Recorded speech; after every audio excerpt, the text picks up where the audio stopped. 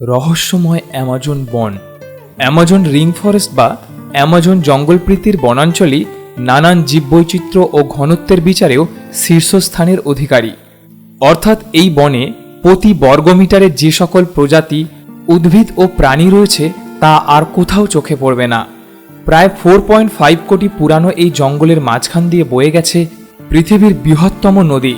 এই অ্যামাজন জঙ্গল আয়তনে এতটাই বড় যে রাজনৈতিকভাবে এর উপর নিয়ন্ত্রণ রয়েছে 9টি দেশের।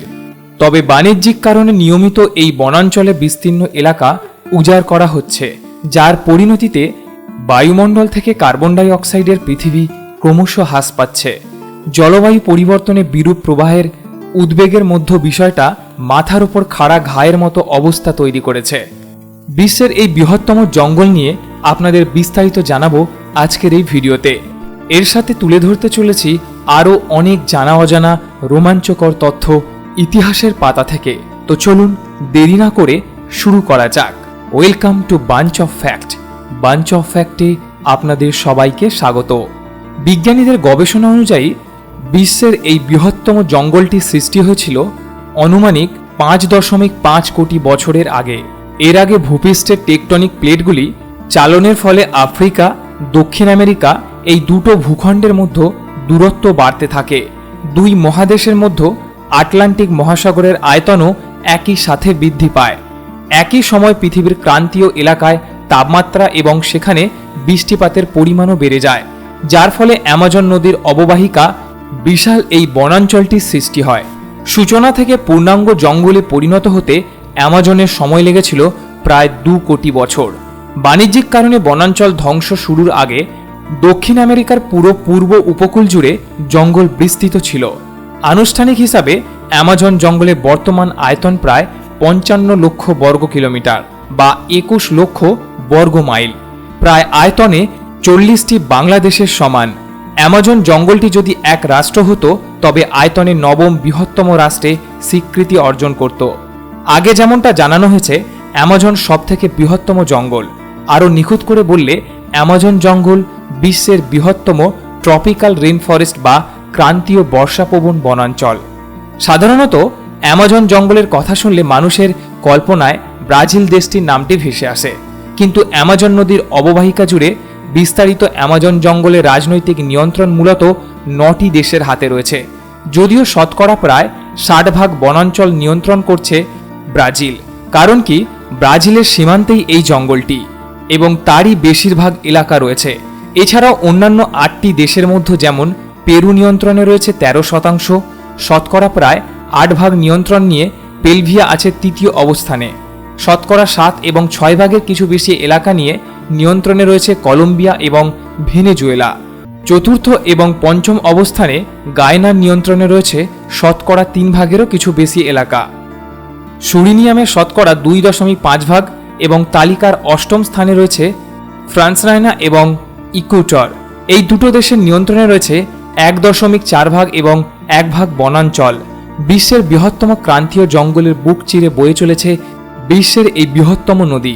বিশ্বের বৃহত্তম নদীগুলির মধ্যে একটি প্রায় 7000 কিলোমিটার দীর্ঘ বিশিষ্ট এই অ্যামাজনের নদী। বিশ্বের দ্বিতীয়তম নদীর তালিকায় 2য় অবস্থানে রয়েছে মিশরে অবস্থিত নীল নদ। নীল নদের দৈর্ঘ্য অ্যামাজনের থেকেও বেশি, কিন্তু জলপ্রবাহের হিসাবে অ্যামাজনের ধারে কাছে কোনো নদী নালাই নেই। এই নদী দিয়ে প্রায় প্রতি সেকেন্ডে 21 কোটি লিটার জল আটলান্টিক মহাসাগরে গিয়ে পড়ে। বিশ্বের বৃহত্তম নদ নদীর তালিকায় পরবর্তী 7টি সম্মিলিত জলপ্রবাহের চেয়ে কম। পৃথিবীর সবগুলি নদীর মোহনা যে পরিমাণ জল প্রতিদিন সাগর বা মহাসাগরে মেশে তার 1/5 এই অ্যামাজন নদীর মোহনা দিয়ে প্রবাহিত হয়। শুধু তাই না, অ্যামাজন নদীর অববাহিকা আয়তনের হিসাবে বিশ্বের বৃহত্তম। এর আয়তন 70 লক্ষ বর্গ কিলোমিটারেরও বেশি।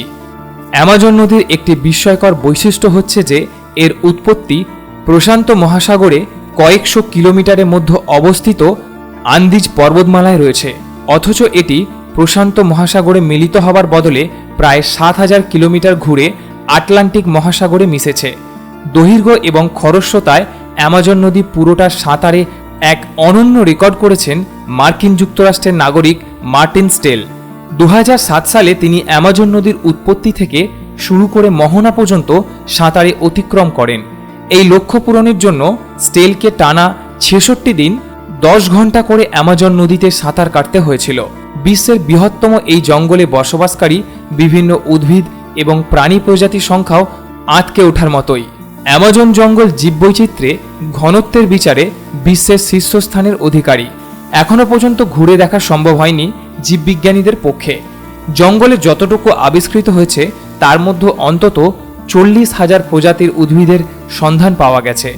তবে এই সব গাছে বাস করে বিপুল সংখ্যক পাখি, যার মধ্যে এখনও পর্যন্ত বিজ্ঞানীরা প্রায় 1.5 হাজার নতুন প্রজাতির পাখি খুঁজে পেয়েছেন।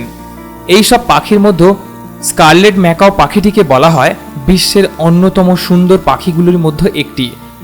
আকাশে নীল, লাল, সবুজ, হলুদ রঙের পাখির ঝাঁক উড়ে যেতে দেখলে মনে হবে আপনি যেন একটা উড়ন্ত রামধনু দেখছেন। এছাড়াও আছে হারপিয়েগোল, যারা সুযোগ পেলে মানুষের বাচ্চাও শিকার করতে সক্ষম। গাছের ডাল ও বনের মাটিতে বিচরণ করছে প্রায় 500 প্রজাতির স্তন্যপায়ী প্রাণী।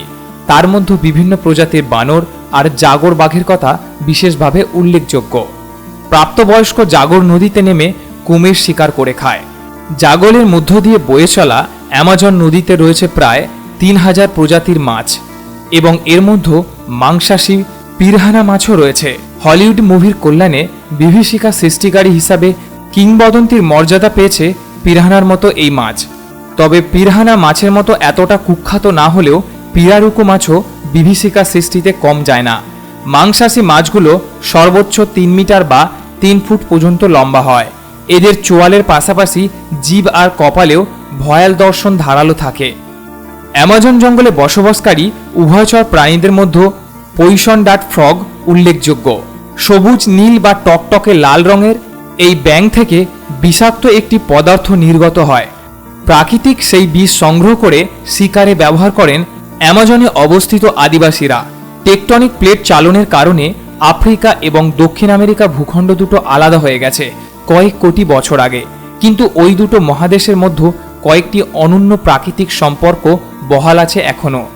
আফ্রিকার সাহারা মরুভূমি থেকে প্রায় প্রতি বছর বিপুল পরিমাণে বালি আটলান্টিক মহাসাগর পেরিয়ে অ্যামাজন নদীর অববাহিকায় গিয়ে পড়ে। এই বালির একটা বড় অংশ মূলত ফসফরাস, যা উদ্ভিদের বৃদ্ধিতে সক্রিয় ভূমিকা পালন করে।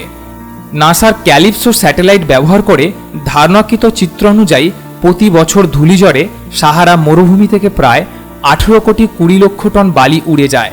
এই বালি বাতাসে ভেসে আটলান্টিক মহাসাগরের উপরে গিয়ে পড়ে এবং এই বালি 2600 কিলোমিটার পথ পাড়ি দেয়। তার মধ্যেও কিছু বালি মহাসাগরে পড়লেও প্রায় 2 কোটি 77 লক্ষ টন বালি অ্যামাজন জঙ্গলের মাটিতে এসে পৌঁছায়, যার মধ্যে 2 কোটি 20 লক্ষ টন বালি ফসফরাস। বিস্ময়কর ব্যাপার হলো অ্যামাজন জঙ্গলে উর্বরতা বৃদ্ধিকারী প্রাকৃতিক সারের শতকরা 56% আসে সাহারার একটি এলাকা থেকে।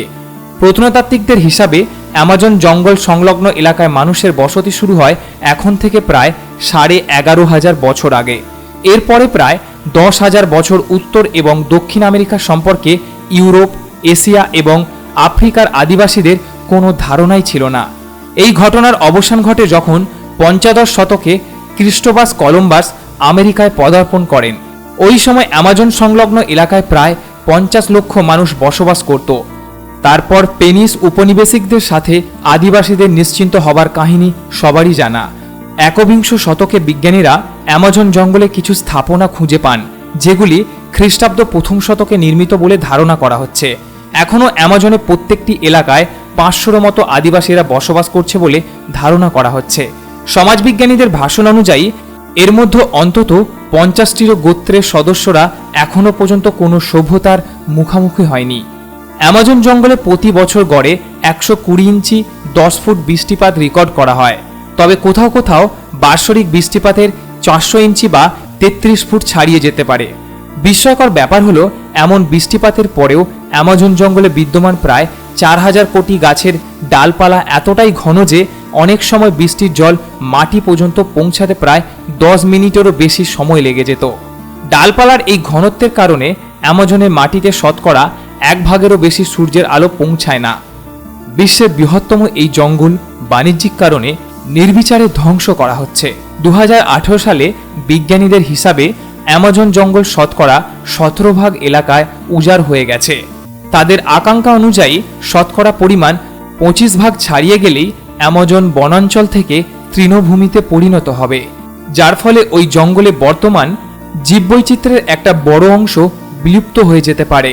বিভিন্ন গবেষণা অনুযায়ী 1991 সাল থেকে 2000 সাল পর্যন্ত 10 বছরে প্রায় 2 লক্ষ বর্গ কিলোমিটার এলাকার অঞ্চল উজাড় করা হয়েছে।